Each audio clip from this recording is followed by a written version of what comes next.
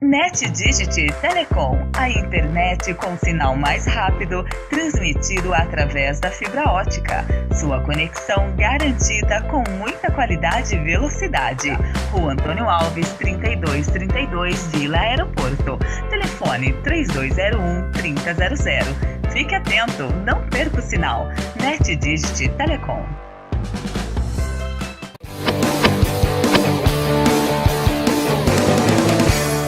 Não posso fazer propaganda. Olá, Bauru, voltando com o programa Bauru Fala, aqui pela TVC Bauru Net, Canal 13, agradecendo sempre a sua companhia junto com a gente. Ó, o programa é simultâneo pelo Canal 13, pelo Facebook e também pelo nosso site, que é o www.tvcbauru.com.br. Ó, e o WhatsApp nosso aqui para você participar também é o 991-369466, beleza? Ó, nós estamos recebendo agora o Wilson Carlos Lopes. Ele é advogado, sócio da Vitica Lopes Associados, Sociedade de Advogados, sócio, e também mandar um beijo para Natasha, que está acompanhando o Wilson aqui. Na verdade, né, Wilson, grande companheiro. Boa noite, seja bem-vindo à TVC. Boa noite, Carlos. Uma boa noite a você, ao Rafael Moy e a todos que nos assistem. E é um prazer estar aqui no Bauru Fala. Muito obrigado pelo convite. Rafael, muita coisa para conversar, cara. Na verdade, o Wilson é o assunto do momento aqui.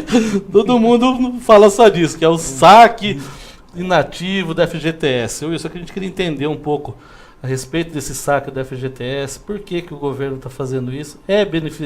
Vai beneficiar muita gente mesmo? Eu vi muita reclamação das pessoas não conseguindo ter informação. Você tá sabendo o que está acontecendo? Ou isso está tranquilo? Vai movimentar a economia do Brasil, da nossa também, aqui da nossa cidade? Como é que está essa questão do FGTS, do inativo? Sim, Carlos, com o advento da medida provisória 763 de 2016, que autoriza o saque dos valores, né, contidos na conta do FGTS, né, inativo, realmente causou uma certa surpresa para todo mundo. Ninguém esperava. Isso é dinheiro perdido, né? Ficava retido lá, né? Jamais nenhum trabalhador acreditou que isso um dia pudesse acontecer. Isso é verdade. Mas por conta do cenário econômico atual do país, essa é mais uma medida adotada pelo governo para reaquecer a economia, né? Uma tentativa de trazer o país aos novos rumos, né? As novas perspectivas para nós brasileiros. Então, essa medida provisória autorizou que aqueles trabalhadores que possuem contas inativas até 31 de dezembro de 2015 possam realizar o saque desses valores que até então estavam parados. Isso, todo o valor integral? Isso, não há limite. De várias contas, por exemplo? De várias contas, por exemplo. O único critério exclusivo é de que essa conta esteja inativa até 31 de dezembro de 2015. Para que a sociedade possa entender, por conta inativa, entende-se que seja aquela, o cidadão trabalhou em 4 ou 5 lugares com carteira assinada, está trabalhando. Então ele tem um depósito mensal do fundo de garantia na conta. Porém, essas outras contas dessas 4, 5 empresas em que ele trabalhou é o que o governo chama de inativo. Isso, o que torna uma conta inativa, Rafael, é a rescisão do contrato de trabalho no qual ela é vinculada. Sim. Né? Então, por exemplo, o trabalhador ele mantém uma relação de emprego e no dia 31 de dezembro ele pede demissão ou é demitido por justa causa. Certo. No dia 1º de janeiro de 2016, aquela conta se tornou inativa. Por quê? Porque houve a rescisão do contrato de trabalho. Então, até esse momento é possível fazer esse levantamento. No entanto, se ele mantém essa relação de trabalho e no dia 1º de janeiro de 2016, esse contrato é rescindido, essa conta ela se tornou inativa.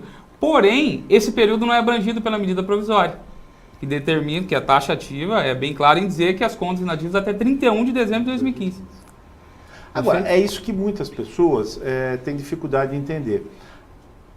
Voltando a esse exemplo, ele trabalhou em 3, 4 empresas, foi desligado, ou se desligou, não importa.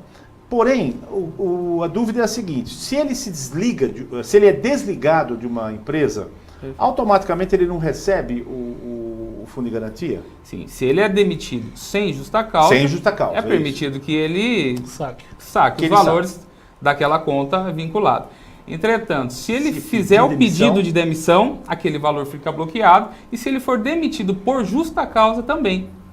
Então, esse levantamento é permitido exclusivamente para os pedidos de demissão e para quem foi demitido por Quer justa dizer, causa. imagina-se que o trabalhador, muitas vezes, nem saiba disso. Ou seja, ele saiu da empresa A, pediu demissão.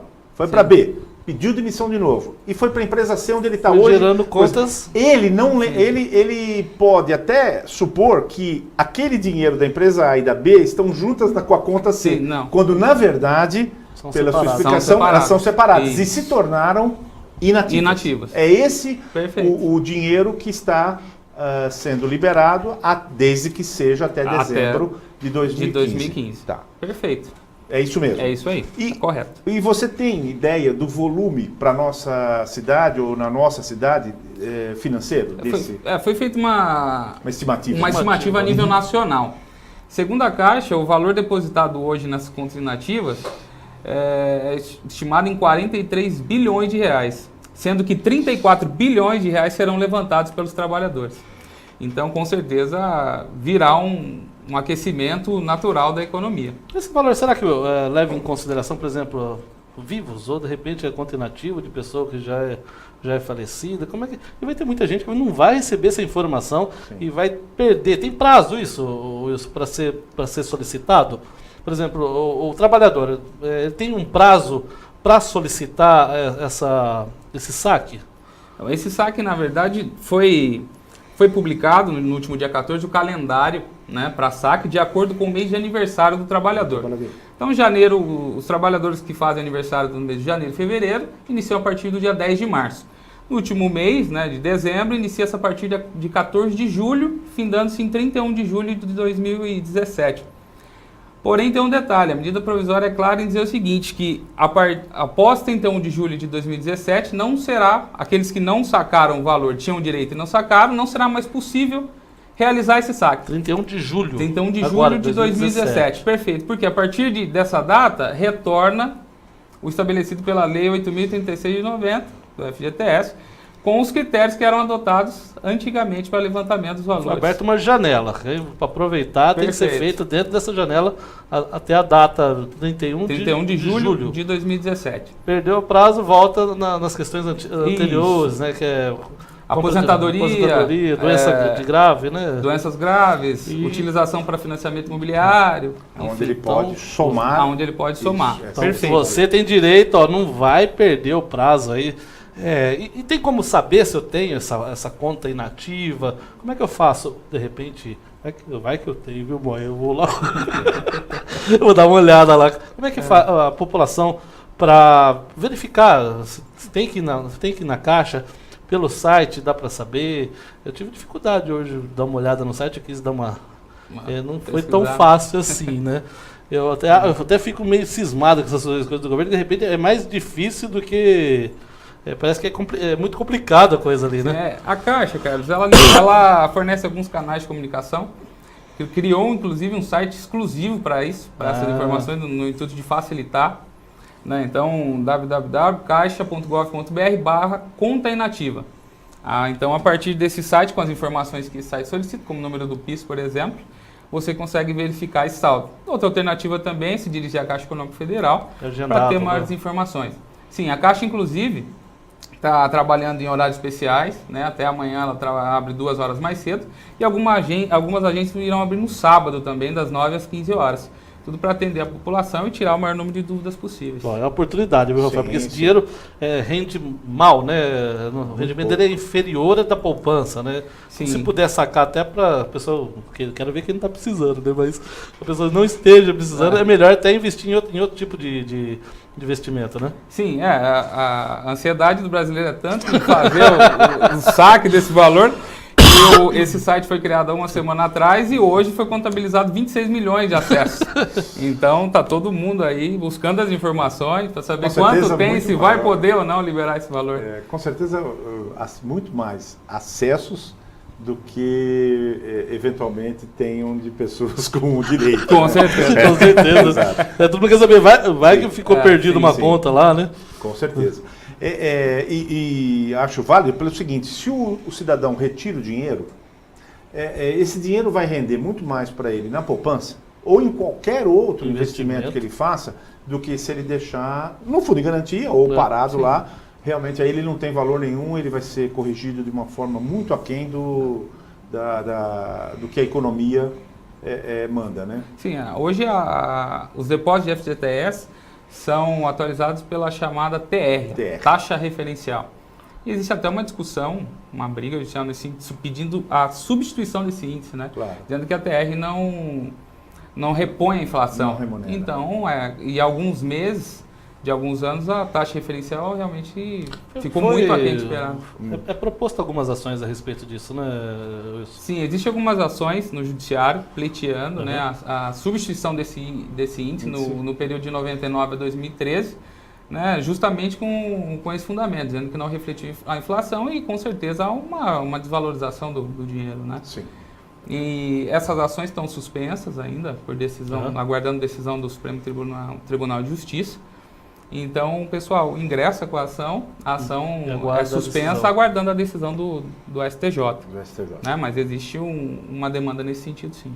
Interessante. Será que essas ações também motivaram essa liberação do Fundo de Garantia? Pode ser, é uma hipótese. Né? Além do objetivo de retomar a economia, né? De aquecer, de fazer com que o brasileiro volte a consumir, pode ser uma hipótese.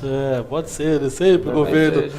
Ô Wilson, agora uma coisa importantíssima é a respeito da conta de luz que todo mundo fala que tem coisa errada na nossa conta de luz. Há muito tempo. Há muito tempo as pessoas discutem esse assunto, mas a resposta que vinha do outro lado era taxativa. Eu presenciei aqui em Bauru economistas desmentindo o pleito, né, do cidadão. O cidadão dizia, não, mas olha, está incorrendo imposto sobre imposto. E aí vinha economistas de Bauru mesmo, eu cansei de ver, dizendo, não, de forma alguma, a conta está certa, como se o Estado fosse o pai da razão. Né? E a gente sabe que muitas vezes, ou em algumas vezes, ele está longe disso. Né? Sim, realmente... Como é que funciona? O que é isso, né? Do que nós estamos falando a respeito da conta? Para ficar claro, porque para o usuário, aliás, né, um grande número de usuários do sistema de energia aqui do Brasil, é do Estado de São Paulo também, no Brasil geral. Isso. Na verdade... É do ICMS, né? É do ICMS, né? Isso. O ICMS é um imposto de competência estadual. Né? Então, no caso do Estado de São Paulo, está acontecendo essa cobrança aí devida. Algumas companhias de outros estados também atuam dessa forma e os consumidores estão buscando seu direito na justiça, com o sentido de reaver os valores pagos indevidamente. Né? Então, o que acontece é o seguinte, houve algumas decisões, reiteradas decisões do Superior Tribunal de Justiça dizendo o seguinte, que a tarifa de transmissão e a tarifa de transmissão não poderiam ser inclusas na base de cálculo do ICMS. Então, como é feito hoje? É pego o valor do consumo de energia, a taxa de transmissão, de distribuição, é somado aquilo, forma-se uma base de cálculo e aplica-se a alíquota de ICMS. Então, o que acontece? De acordo com essas decisões do STJ, o que vem sendo, o que ele diz como correto, que ele entende como correto? Que não, que essas tarifas não devem ser inclusas nessa base de cálculo, mas apenas o uso efetivo de energia. O que o cidadão consumiu mensalmente. Perfeito. Por quê? Porque essas duas taxas referem-se a custos inerentes à prestação de serviço da companhia.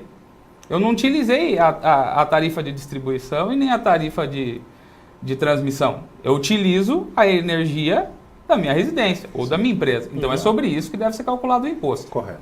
Diante disso, estão sendo propostas ações nos diversos tribunais do país, das companhias que atuam dessa forma, pleiteando a devolução desses valores. Isso representa em torno de 15% a 20% da conta mensal de energia. Isso é importante. Então, da conta que eu efetivamente pago, essa 15% em média, é uma média, é isso?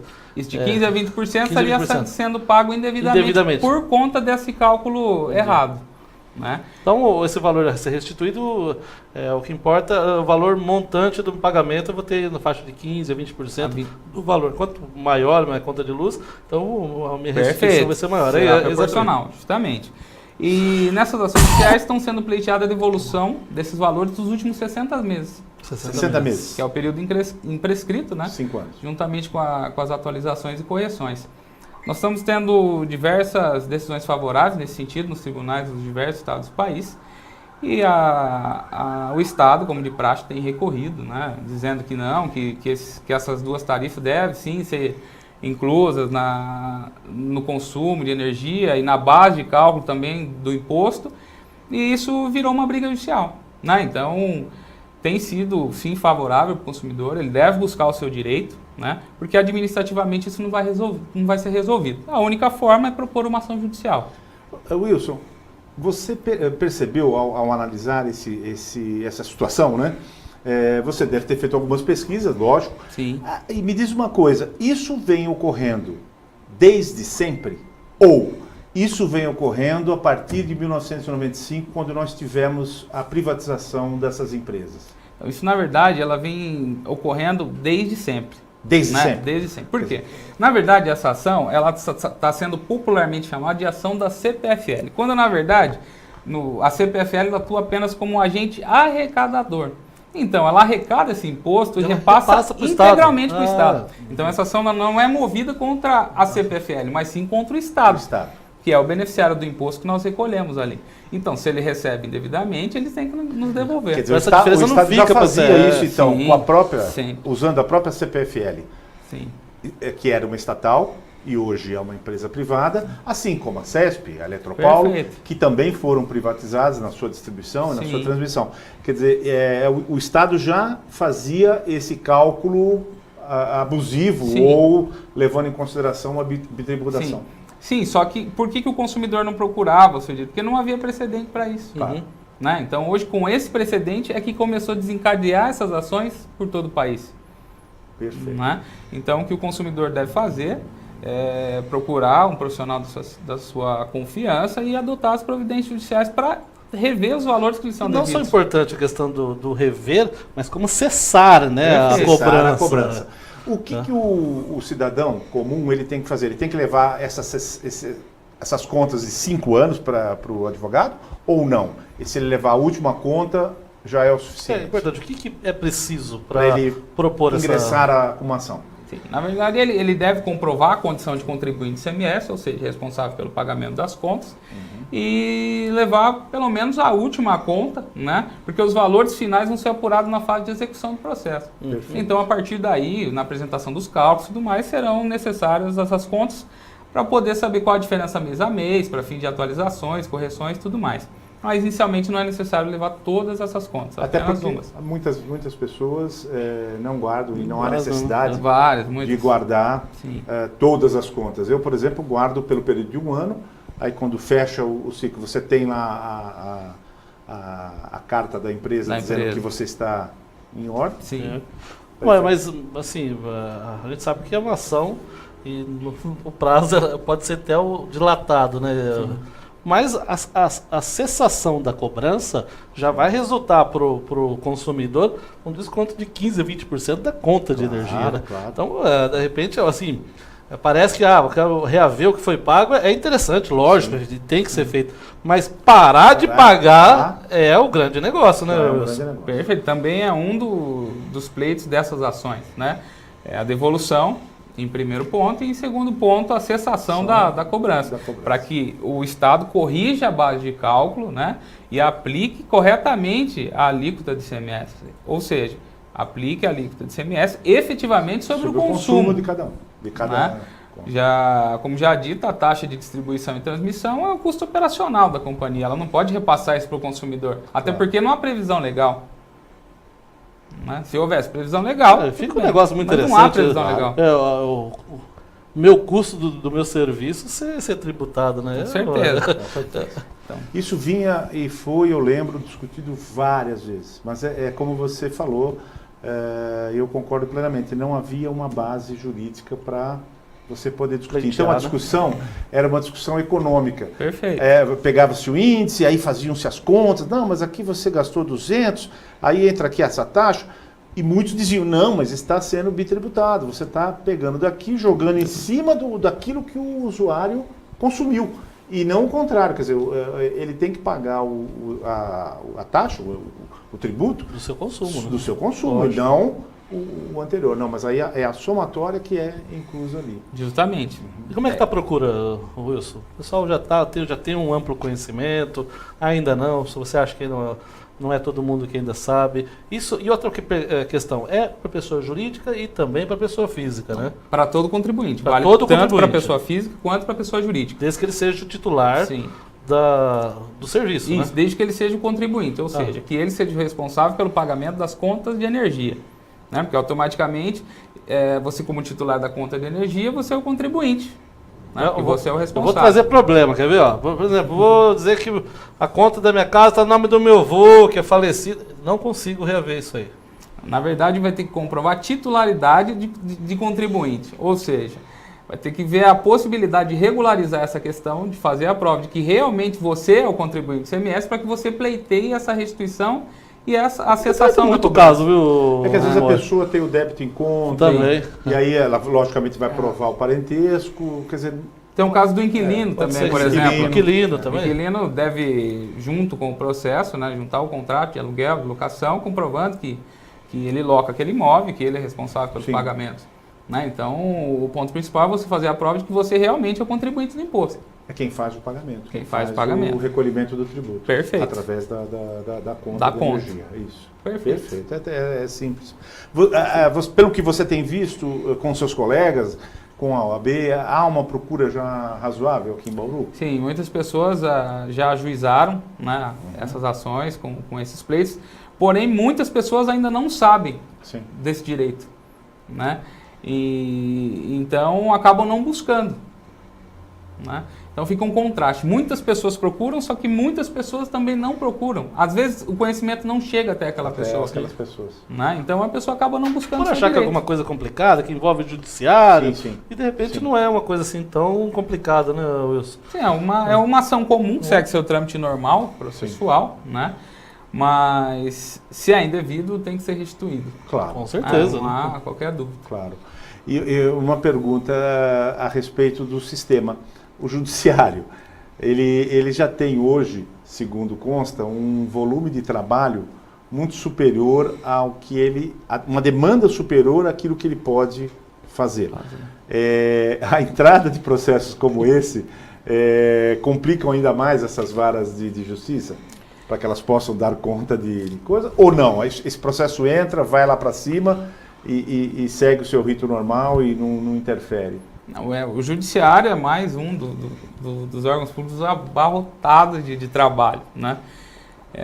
Então, com certeza, quando a demanda aumenta muito, até porque o judiciário não consegue suprir de maneira contento, né? porque a demanda é gigantesca. São muitas pessoas ajuizando a ação a todo momento. Sim. Né? E o quadro de servidores ele não aumenta de forma coerente. Proporcional, então, pelo contrário. Pelo contrário. Pelo contrário. Vai reduzindo e Vai não há uma reduzindo. reposição. Perfeito. Aqui em Bauru, você já teve sucesso em ações que você moveu ou já soube de colegas que conseguiram êxito no processo? Sim, tenho conhecimento de várias decisões, né, no mesmo sentido e favorável ao consumidor, determinando a devolução dos valores pagos indevidamente nos últimos 60 meses e também a cessação da cobrança indevida. Então, por isso é muito importante, o consumidor tem grande chance de reverter essa situação, né? Então, por isso que eu sugiro que ele busque realmente seu direito, né, e faça justiça. O seu escritório tem feito isso? Tem feito está ajuizando essas ações? Sim, para os nossos clientes nós ingressamos e os resultados foram positivos. Positivos. Também tenho outros colegas, vários colegas advogados que também atuam nessa área, né, estão obtendo resultados positivos. A minha pergunta é o seguinte, porque do outro lado envolve o Estado. Perfeito. Eu, por exemplo, tenho uma ação trabalhista. Durante 6 meses o Estado retirou do meu olerite adicionais, que eram meus há 30 e tantos anos. Aí eu ingressei na justiça, porque eu tentei primeiro perguntar para eles, por que vocês estão tirando isso aqui de mim? Por carta. Uhum. E eles me deram uma resposta que era esdrúxula. O Estado, a Secretaria da Fazenda, inclusive. Que fique bem claro, foi a Secretaria da Fazenda. Eu mandei uma carta e recebi uma resposta esdrúxula. Aí eu entrei na justiça, né? Ganhei em primeira instância, ganhei em segunda, enfim, ganhei. O juiz mandou pagar. Eu estou desde agosto de 2016 esperando o Estado pagar. Já foi feito tudo, já está pronto.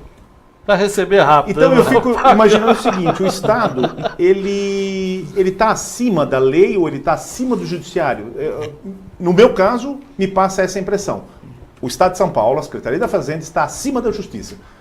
Porque eles não pagaram. Então a minha pergunta para você, com relação ao sucesso, à eficácia da devolução, é justamente essa, porque está me parecendo que não é algo sobrenatural. Você move a ação, faz direitinho, calcula, pega todos os dados corretos da pessoa, bate a conta e ingressa.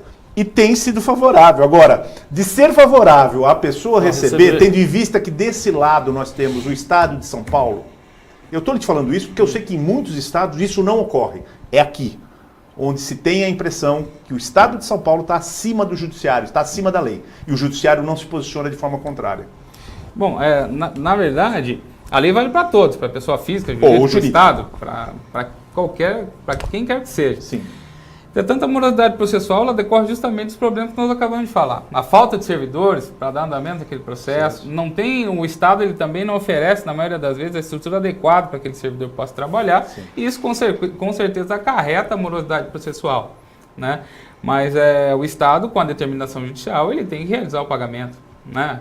O Estado, o juiz representa o Estado.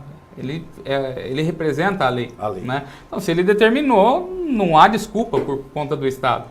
O Estado é procrastinador, né, Moia? O objetivo o que ele consegue procrastinar, principalmente pagamento, é uma coisa linda, né? Cobrar, ele já coloca você em dívida ativa. Sim. Cadinho e tudo mais. É verdade. Eu queria agradecer muito, viu, Wilson? Muito obrigado pela presença. O Wilson, é do escritório sócio da Vitica Lopes, Sociedade de Advogados. Eu posso encontrar você por onde? Eu acho pelo Facebook. Nós vamos levar a conta para ele amanhã. As nossas contas amanhã. 15 a 20% já ajuda, né? Nós vamos levar amanhã as contas lá para você. O escritório tem nosso Facebook, né? Vitica Lopes Sociedade de Advogados. E fica à disposição de todos aí. Wilson, obrigado por comparecer. Eu sei que vai longe das conversas, viu, mas infelizmente nós temos o tempo aqui. E agradecer também a sua presença, viu, Moia? De novo, mais uma noite aqui, muito gostosa, assuntos pertinentes da nossa cidade. Espero que você tenha aproveitado, tenha curtido. Se tiver com dúvida também, acessa aqui o Wilson, pergunta para ele, ficou com dúvida, manda lá para ele lá no Facebook. Nós estamos na mesma cidade, é muito fácil você ter acesso ao que nós estamos conversando, a procurar seus direitos e de repente aí ganhar 15, 20% de desconto na conta de energia. Que é muito bacana. E a gente volta na próxima semana com mais um Bauru Fala e já convidando você para participar semana que vem aqui junto com a gente na TVC, a TV mais perto de você.